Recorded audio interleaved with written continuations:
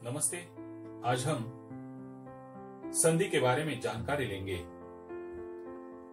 संधि इस शब्द के समानार्थी शब्द है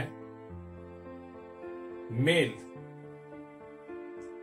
जोड़ और सुलह।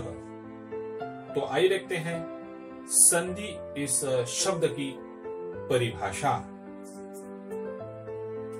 दो अक्षरों के पास पास आने के कारण उनके मेल से जो विकार होता है उसे संधि कहते हैं। जैसे विद्या जमा आलय, विद्यालय। संधि के प्रकार 3 हैं। उसमें से पहला स्वर संधि, व्यंजन संधि, विसर्ग संधि। देखिए, जहां तक वर्णमाला की ओर थोड़ी देर के लिए ध्यान दीजिए।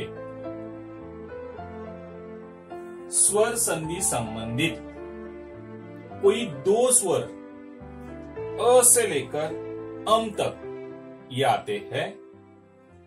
व्यंजन संधि से संबंधित क से लेकर श्र तक ये इनमें से कोई 2 स्वर के संबंधित मेल होता है। और तीसरा प्रकार है विसर्ग। देखिए, यहां पर ये विसर्ग संधि के संदर्भ में इस विसर्ग को महत्वपूर्ण स्थान है।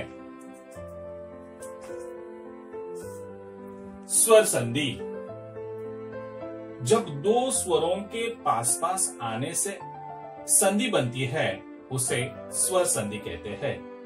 जैसे हिम जमा आलय, हिमालय। आगे देखिए, सदा जमा एव, सदैव। दूसरा प्रकार व्यंजन संधि।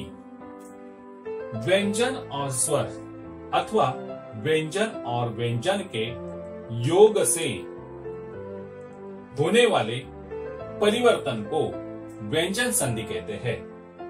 जैसे सत जमा जन। यहां पर देखिए, सत है तो, और यहां पर उसका परिवर्तन ज में हुआ तो त और ज ये क्या है? व्यंजन संधि।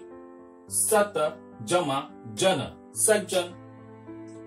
सम जमा 4।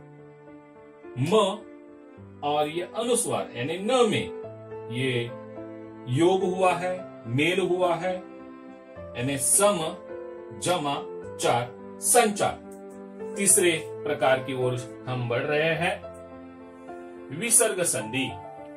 विसर्ग के बाद स्वर या व्यंजन आने पर जो परिवर्तन होता है उसे विसर्ग संधि कहते हैं।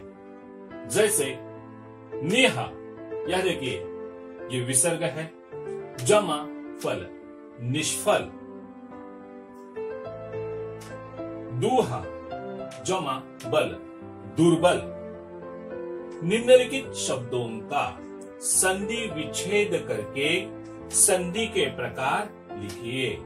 संधि शब्द, संधि विच्छेद, संधि प्रकार। सदानंद, सत जमा आनंद, व्यंजन संधि। महेश महा जमा ईश, स्वर संधि। दुरुपयोग, दूहा जमा उपयोग, विसर्ग संधि। संकल्प, सम जमा कल्प, व्यंजन संधि।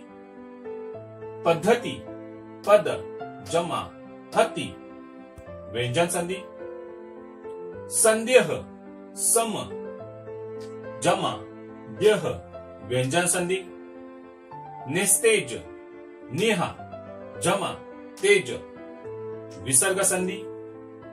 रत्नाकर, रत्न जमा आकर, स्वर संधि। महोत्सव, महा जमा उत्सव, स्वर संधि। देखिए, फिर से स्वर संधि में दो स्वर सिर्फ महत्वपूर्ण है। व्यंजन संधि में व्यंजन और स्वर, और या व्यंजन और व्यंजन। देखिए फिर से, व्यंजन और स्वर, अथवा व्यंजन और व्यंजन के योग से ये व्यंजन संधि होती है। इसके बाद विसर्ग संधि में विसर्ग के बाद स्वर या व्यंजन आता है, तब ये विसर्ग संधि होती है। इस प्रकार आज हमने संधि के बारे में जानकारी ली है।